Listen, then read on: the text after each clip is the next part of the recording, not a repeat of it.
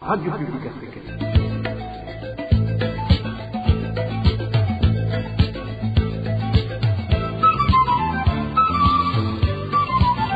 Radio Publique Africaine.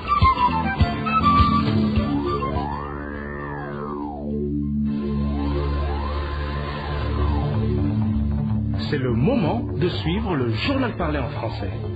À la présentation, Eloge Diva, Lemesha. Bonsoir et bienvenue dans ce journal de ce 11 janvier 2023, dont voici les grandes articulations. Nouvelle fermeture des frontières avec le Rwanda, décidée ce jeudi par le gouvernement du Burundi.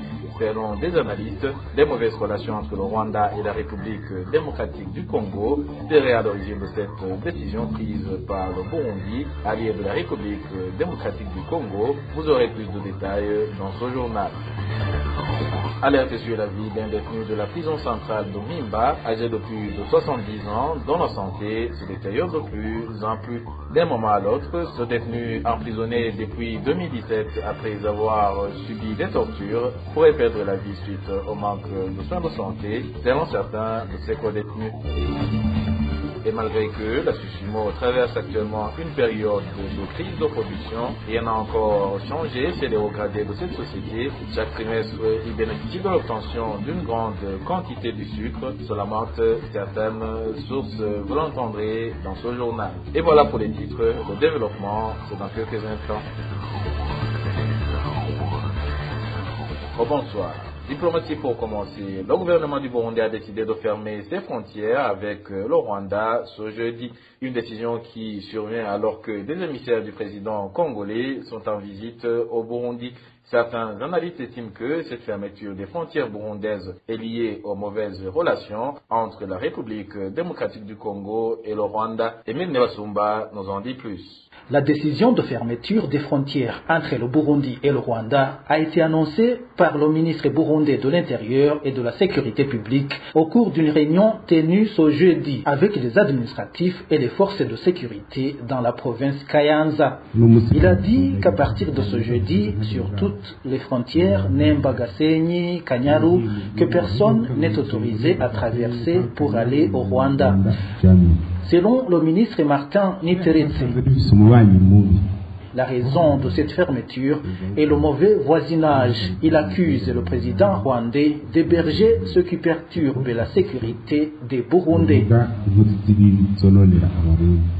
Ce jeudi après-midi, le Burundi n'autorisait le passage qu'à ceux qui rentraient dans leur pays d'origine. Le ministre Martin Niteretse a précisé qu'il y a même des Rwandais qui ont été expulsés. Selon lui, le gouvernement a utilisé les listes des étrangers résidant au Burundi fournies par les gouverneurs des provinces.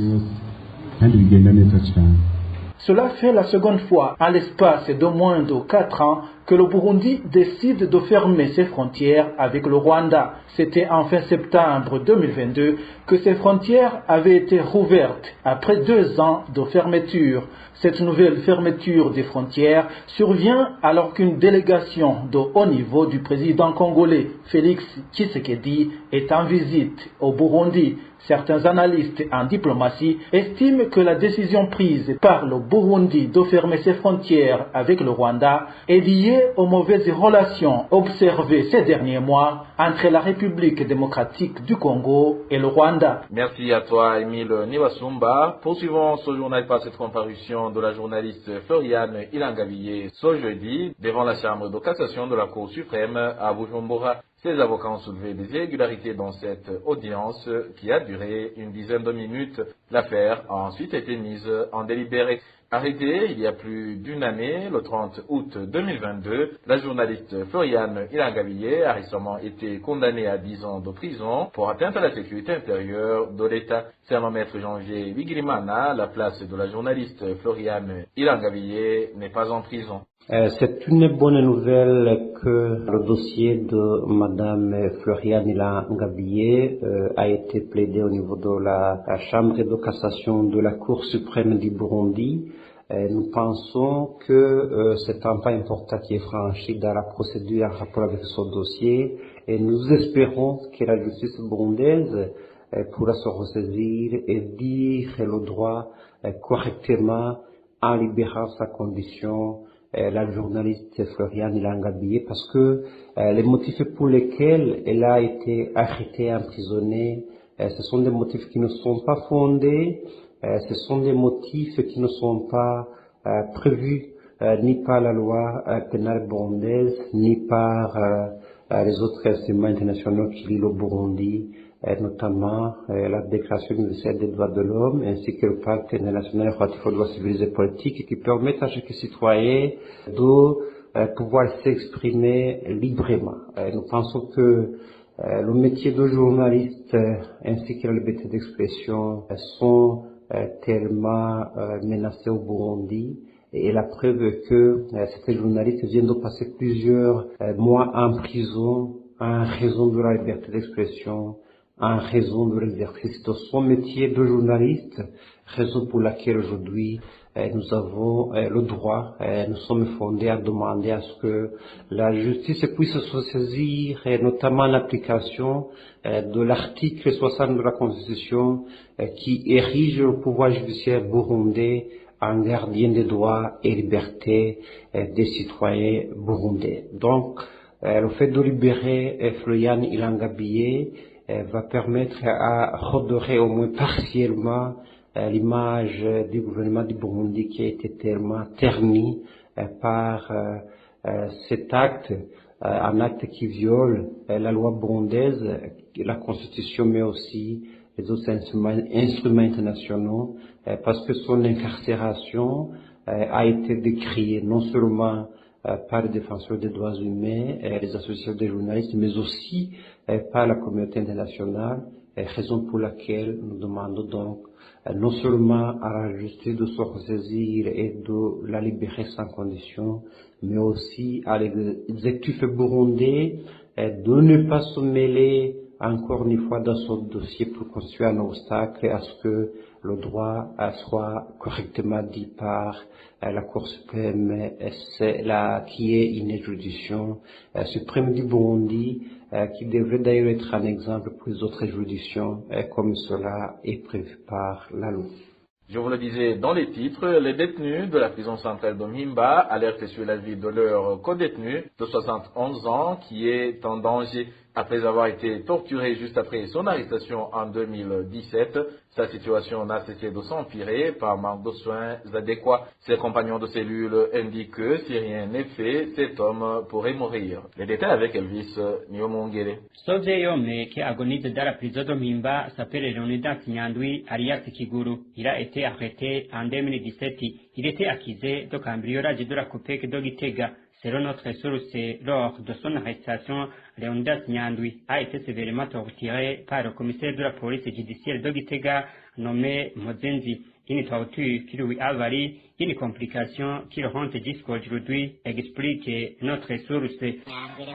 La vie de Nyandwi Leonidas s'est détériorée à cause des séances de torture qu'il a subies. On lui a accroché un bidon de 5 litres rempli d'eau sur les testicules et est resté suspendu sur lui toute une journée. Depuis ce jour, quand il urine, le grand besoin sort par la même voie que les urines.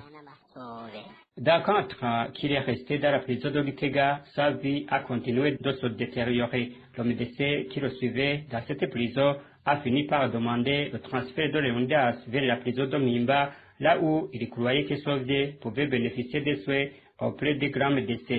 Malheureusement, poursuit notre source, pendant des heures qu'il vient de passer dans la prison centrale de Mpimba, il n'a jamais vu ces médecins. Le médecin qui s'occupe de lui au sein de la prison a dit à Leonidas qu'il devra attendre une visite des médecins de la CICR. Le docteur d'ici à Mpimba lui a dit que son cas est du ressort des médecins de l'hôpital militaire de Kamenge ou c'est de l'hôpital CMCK.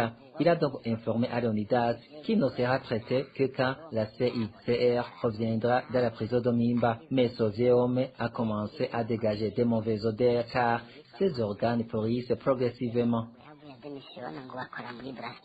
Les codétenus de Leonidas Nyandwi demandent également l'arrestation de l'ancien commissaire de la police judiciaire de Gitega, connu sous le nom de Mozenzi, pour qu'il réponde de ces actes qui ont mis en danger la vie de Leonidas, peu importe où il travaille aujourd'hui.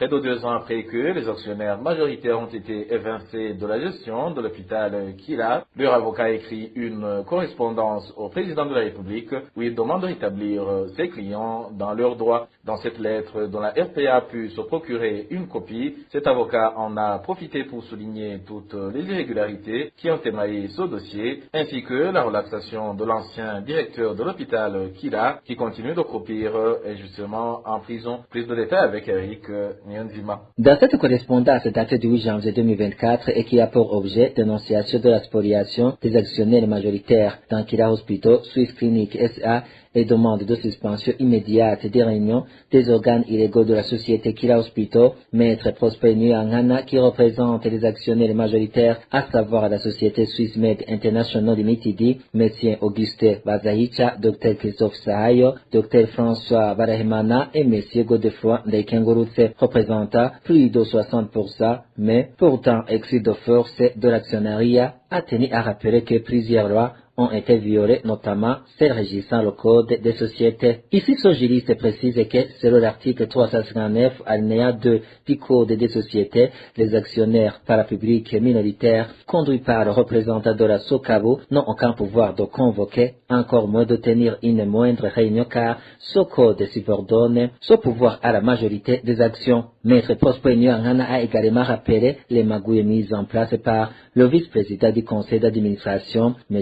Charles Ndagijimana, le même qui s'est par après autoproclamé président du conseil d'administration, lesquels magouilles ont conclu que désormais l'actionnariat majoritaire revient à l'État sous prétexte que Swissmed International n'aura apporté les actions qu'ils prétendent avoir. Des allégations qui n'ont jusqu'à présent pas été étayées par des preuves, vu que les rapports d'entente depuis 2010 disent le contraire, des rapports sur lesquels ce même représentant du gouvernement burundais a à chaque fois apporté sa signature et valide. Et M. Nyangana de souligner que toutes les réunions convoquées par cet actuel président autoproclamé du conseil d'administration sont illégales, dont les résolutions prises par cette minoritaire à exclusion des actionnaires majoritaires évincés sans nil et Donilef. L'avocat des actionnaires majoritaires n'a pas oublié de regretter le fait que malheureusement, au lieu d'être poursuivis en justice, les auteurs de cette action ont bénéficié de la force publique pour parvenir à leur fin.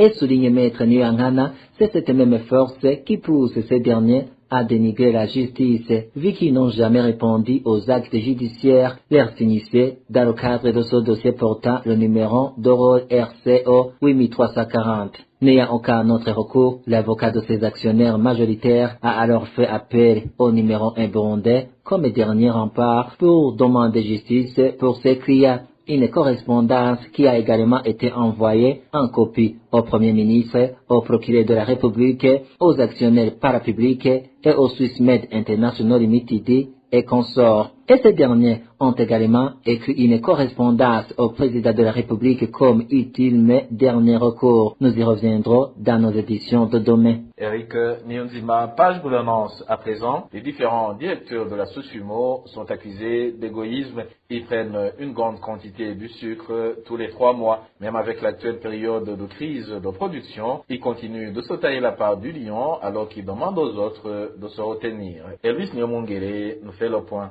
Vendredi de la semaine dernière, le 5 janvier, c'était responsables de la société Skrié Domoso Sosumo se sont partagés une quantité de sucre comme les primes d'encouragement. Les 7 responsables de cette société ont pris chacun un sac de 50 kg de sucre, ce qui veut dire qu'ils ont pris 350 kg de sucre.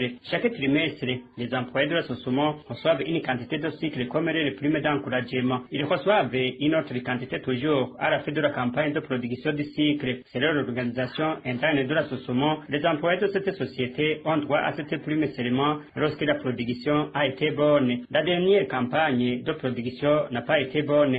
Les raisons qui ont été avancées par les responsables de l'usine n'ont pas été convaincantes selon certains analystes. À cause de cette faible production, les responsables de la Sosumo ont indiqué aux employés de serrer la ceinture et de ne pas penser à cette prime octroyée en quantité de sucre. Notre source au sein de la Sosumo indique que ces employés ont été promis de recevoir chacun l'équivalent de 20 kg de sucre en argent, c'est-à-dire 66 000 francs burundais, c'était le 30 décembre dernier. Notre source précise que cette mesure aurait été prise pour que le prix de sucre qui a été produit arrive à la population. Pourtant, selon toujours notre source, les responsables de l'association n'ont pas pu attendre même une semaine. Ils ont pris chacun un sac de 50 kg de sucre.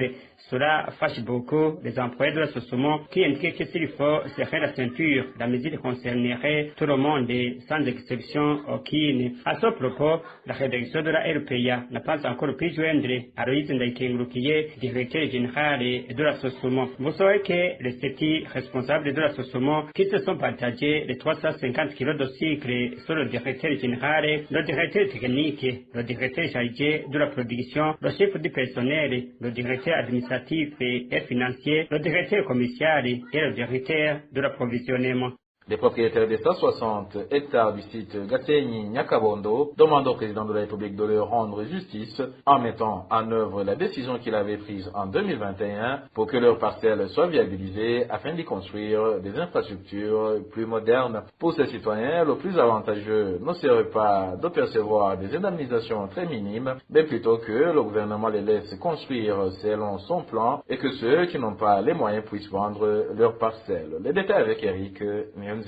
Une correspondance écrite par le chef du cabinet civil du président de la République, Gabriel Nizigama, en date du 25 juin 2021, est celle qui est évoquée par les propriétaires des 160 hectares du site de Gasenyi-Nyakabondo pour demander au chef de l'État de ne pas les exproprier afin qu'ils puissent y construire le modèle d'infrastructure que le gouvernement leur imposera après la viabilisation de leurs parcelles. Un des propriétaires explique.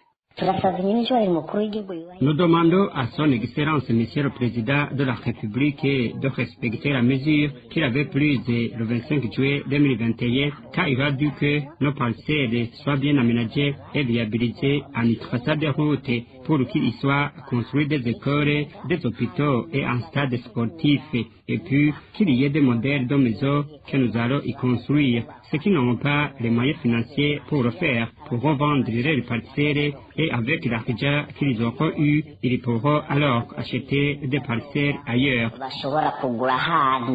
Également, ces citoyens ajoutent qu'ils ont pris une telle décision de demander au président de la République de ne pas être chassés de leurs parcelles, étant donné que les indemnisations qu'ils risquent de percevoir ne leur seront pas de grande utilité vu que la valeur de leurs parcelles a diminué suite à la violation de la loi.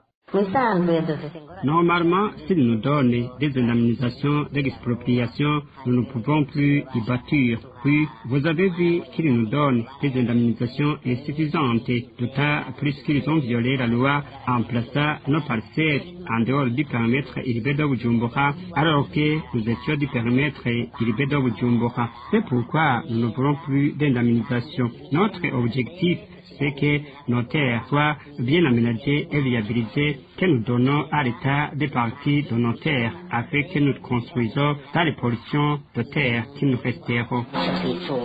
Ces propriétaires de 160 hectares qui se trouvent près du palais présidentiel sont composés de plus de 2850 familles. De façon générale, ces familles font savoir qu'elles sont dans une grande peine car depuis 2009, le gouvernement leur a refusé de faire aucune activité et en plus de cela, depuis plus de 10 ans, l'État ne leur a pas indemnisé.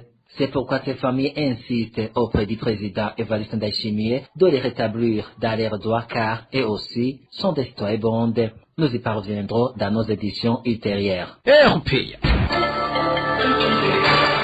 L'organisation Parole et Action pour le réveil des consciences de l'évolution des mentalités PARSEM en sigle interpelle le gouvernement du Burundi d'affecter des moyens suffisants dans le secteur de la santé afin de juguler le problème de départ des médecins vers l'étranger. Cette réaction intervient après la déclaration de la ministre ayant la santé dans ses attributions qui affirme que le départ massif des médecins burundais, surtout des spécialistes, est dû au mauvais traitement en matière de rémunération. Sylvain Potin Kumana, il est le président de la PARSEM.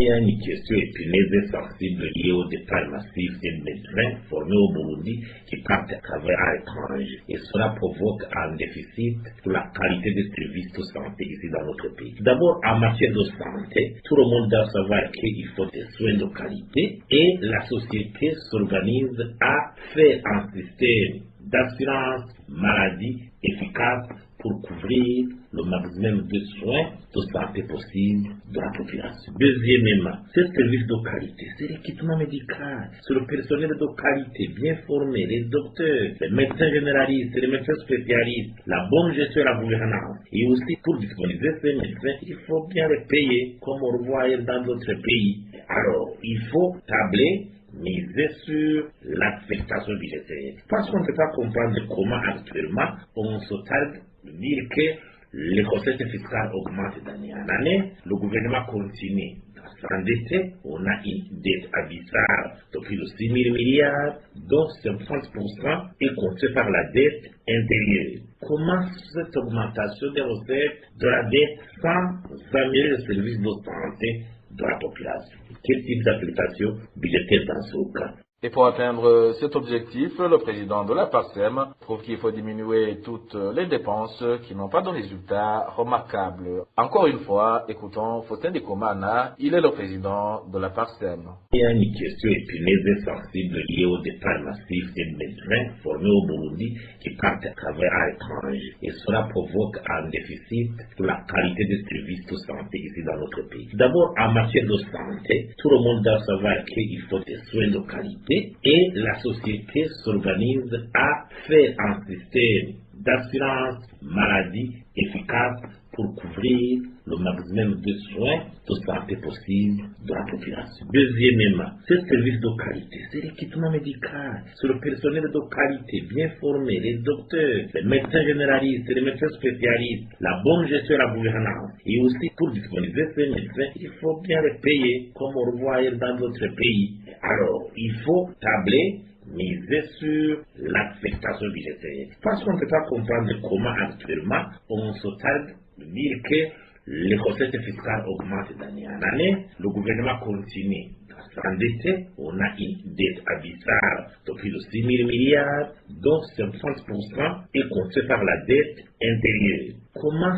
cette augmentation des recettes de la dette sans améliorer le service de santé de la population? Quel type d'application budgétaire dans ce cas? Terminons ce journal par cette nouvelle qui parle de la paralysie de plusieurs activités en zone Gatumba de la commune Mutimbuzi, dont la fermeture de certaines écoles suite au débordement des eaux de pluie. Les écoles de l'Ecofo Muchacha 1 et ceux de l'école primaire Waruondo ont été transférées au lycée communal de Gatumba, où beaucoup d'entre eux arrivent toujours en retard du fait qu'ils sont contraints de parcourir de longs trajets et d'autres doivent contourner ces débordements d'eau. Plus de détails avec Vicky Chris Ninheletse. Ces inondations qui menacent la zone Gatumba en commune Mutimbuzi ont eu comme conséquence l'arrêt des activités au sein de 2 établissements scolaires, à savoir l'Ecofo Muchacha 1 et l'école primaire Waruondo située dans le secteur Kinyinya 1.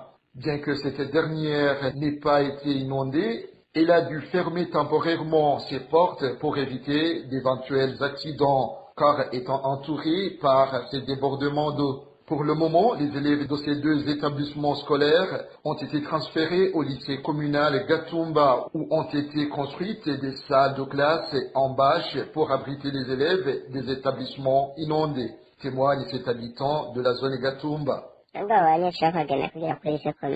Les élèves qui fréquentent le lycée communal Gatumba sont pour le moment trop nombreux. Ils sont répartis en groupes. Les uns se présentent dans l'avant-midi, les autres dans l'après-midi. Certains d'entre eux étudient dans les salles de classe construites à l'aide de tentes. Beaucoup parmi ces élèves qui fréquentent temporairement le lycée communal de Gatumba arrivent toujours en retard du fait qu'ils sont contraints de parcourir de longs trajets. D'autres doivent contourner ces débordements d'eau, témoigne toujours cet habitant de Gatumba. Ce n'est pas facile pour les enfants de bien suivre les cours car ils se présentent souvent en retard. Certains parmi eux arrivent en classe à 15 heures alors que les cours commencent à 13h15. Cela est dû au long trajet que certains d'entre eux doivent parcourir tandis que d'autres sont obligés de traverser ces inondations. Cela a des répercussions sur leur apprentissage. Mis à part les retards signalés suite aux différents motifs évoqués, d'autres élèves s'absentent à l'école pour aller pêcher le poisson dans ces débordements d'eau qui menacent la zone Gatumba. Merci à toi aussi, Vicky Chris Ninhelete. C'est par ici que le journal de ce 11 janvier 2023 se termine. Merci à mes collègues de la rédaction et de l'équipe technique pour leur collaboration. Au micro, vous étiez avec Éloge Divin Remecha. Je vous souhaite une agréable soirée.